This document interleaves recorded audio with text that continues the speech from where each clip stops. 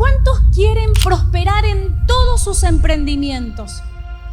Dicho de otra manera, ¿cuántos quieren prosperar en todas las áreas de su vida?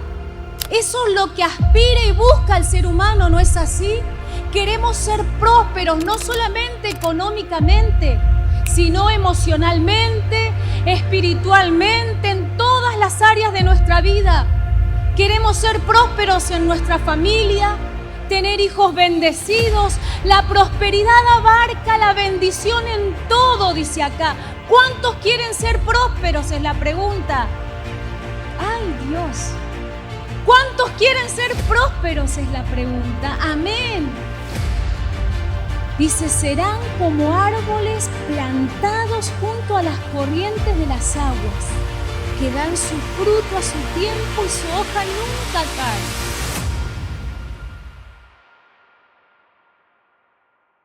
¿Saben que en la Biblia son muchísimas las veces en que aparece la palabra árbol? ¿Sabían ustedes? Son muchas, infinitas las oportunidades en que la palabra árbol aparece en la Biblia. Es que Dios usa a los árboles para representar a las personas y sobre todo a los cristianos. Cuando se habla de un árbol y sus connotaciones, se está hablando acerca de la vida del cristiano. Y a su vez, las diferentes especies de árboles representan también algún aspecto de la vida del cristiano. ¿Hasta ahí me siguen? Y siguiendo con el ejemplo que la palabra de Dios me da, o con el paralelismo que me da de que el árbol simboliza al cristiano, podemos encontrar que los árboles sufren también las inclemencias naturales del clima, del tiempo, pueden ser dañados por las sequías, ¿no es así? Por las inundaciones. Pueden ser dañados también por los incendios. Que si hemos tenido en estos últimos tiempos que lidiar con este tipo de cosas en nuestro país, en la provincia de Córdoba. Pero también los insectos son esos dañinos del árbol que casi de forma paulatina, que casi de forma secreta pueden hacer que un árbol pueda quedar totalmente destruido. Digan conmigo la raíz. El conflicto que está destruyendo tu vida o tu familia o tu matrimonio puede haber sido originado por una oruga, como dice la Biblia a través del libro de Joel, en las raíces. Indagan tus raíces. Por eso es que siempre hablamos de ser libres de las maldiciones familiares y generacionales, de que no todo comienza desde el momento en que nacimos, sino que debemos de indagar, dice la palabra, y hasta 3, 4 generaciones alcanza la maldición. Puede entonces que tu problema tenga 200 años, ¿sí? El origen de tu problema haya sido, a ver si me van entendiendo, por causa de una oruga que comenzó a dañar las raíces.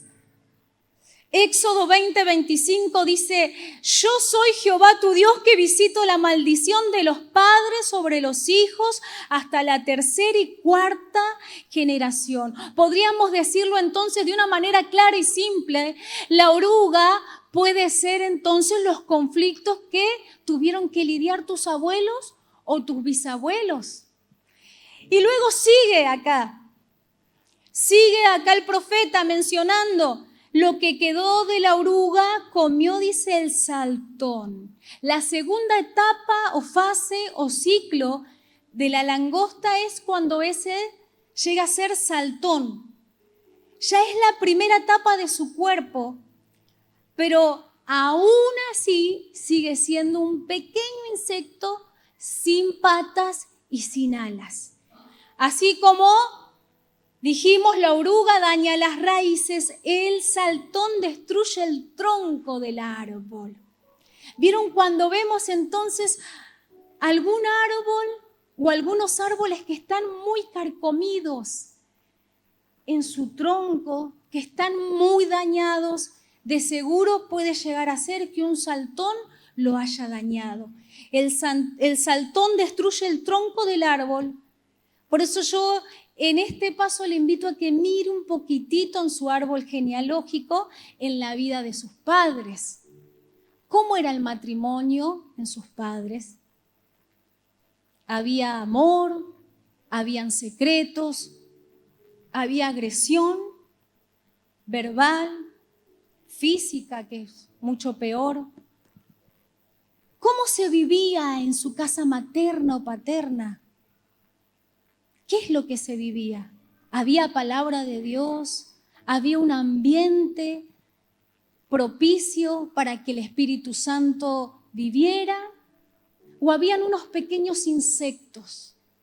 ¿Habían algunos demonitos, para que vayan entendiéndolo bien, que estaban no solamente carcomiendo las raíces, sino que ahora habían llegado al tronco? Abusos, mentiras, pobreza. Y nosotros somos pobres y así vamos a morir. No sueñes con proyectar una vida de bendición. No sueñes con una carrera. Vos terminás de estudiar y te metés a trabajar. Y con esto no estoy diciendo que esté mal el trabajar, por el contrario. La tercera etapa, la tercera fase de la langosta es ya cuando se lo denomina revoltón. La langosta joven es el revoltón. Ya en la fase temprana de su desarrollo. Tiene alas, tiene patas, pero no vuela todavía. En esta etapa, el revoltón destruye las ramas del árbol. En esta etapa destruye el revoltón las ramas. O sea que sigamos con la línea genealógica. Podríamos decir las raíces los abuelos, el tronco nuestros padres, y si el tronco fueron nuestros padres, las ramas, ¿quiénes somos? Nosotros. El revoltón entonces nos destruye directamente a nosotros. Y la cuarta fase ya es cuando llega a ser langosta. Dice, vuelvo a repetir Joel, lo que quedó de la oruga comió el saltón. Lo que dejó, ¿no? Porque ya se había saciado, eso está diciendo. Los restos de árboles, ¿me va entendiendo? Comió la oruga las raíces y quedó algo del árbol y se lo comió el saltón. Y lo que dejó el saltón se lo comió el revoltón. Y lo que dejó el revoltón se lo comió, dice, la langosta, pero la langosta comió todo lo que había quedado. Por eso la imagen que tiene acá el profeta es devastadora, desoladora. No había quedado nada. Hermano, hermana, el enemigo de nuestras almas, los demonios enviados por Satanás, vienen por todo. Vienen por toda la familia, vienen por toda la casa. No se van a detener hasta no haber dejado nada. Maldiciones que vienen desde nuestros abuelos, bisabuelos, que han vivido nuestros padres, que estamos nosotros hoy siendo influenciados quizás por muchas de esas maldiciones. Es la cuarta fase de la langosta que ataca la cuarta generación, a nosotros y a nuestros hijos. El profeta Joel tuvo que transmitir este mensaje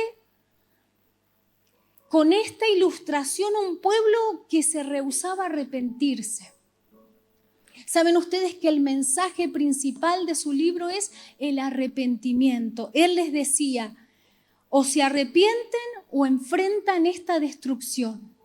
Y hoy Dios nos está diciendo, muchos, miles de años después, a nosotros, aquí, a esta iglesia hermosa en San José, a estos representantes de familias, el Señor nos está diciendo, a vos y a mí también, o se arrepienten o Satanás no va a parar. La destrucción, no solamente la maldición va a llegar a sus vidas, sino también a su descendencia, a sus hijos. Y no solamente a sus hijos, sino también a sus nietos. Pero un poquito más adelante presenta este cuadro devastador. Pero en el versículo 4 me encanta lo que Dios dice.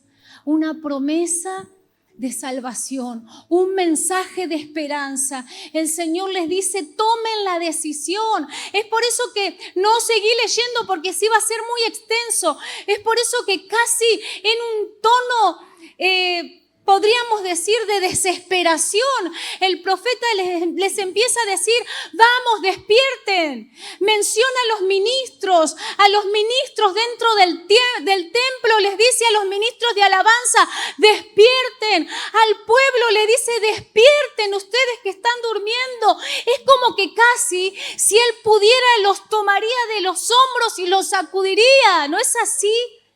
Despierten, reaccionen. Porque o se arrepienten o la destrucción alcanza toda la casa. Pero nunca la palabra de Dios va a terminar y va a concluir sin una palabra de esperanza. Nunca Dios va a presentar un cuadro de juicio sin dar una palabra de esperanza en respuesta a ese arrepentimiento. Y les dice, ¿prestan atención? ¿Van a prestar atención? Yo sanaré su rebelión. Si ustedes se arrepienten, no importa si el pecado lo cometió su padre, su abuela o su abuelo. Si ustedes se arrepienten, yo sanaré su rebelión. Los amaré de pura gracia, porque mi ira se apartará de ustedes. Si se arrepienten de tal rebelión, los amaré de pura gracia. Pero todo comienza, decí después de mí, conmigo. Todo comienza conmigo. Yo no puedo hacer lo que vos tenés que hacer en representación de tu casa. Yo lo puedo hacer como lo hago cada mañana con mi esposo, por mi familia y por mis hijos. Puedo orar por sus familias, pero quien debe de tomar esta decisión de arrancar todas esas maldiciones, quien debe frenar la maldición, la destrucción que trae la langosta, el saltón, la oruga, el revoltón a tu casa, a tu familia, debes de hacerlo vos. Tenés que tomar esa decisión. Por eso yo te invito.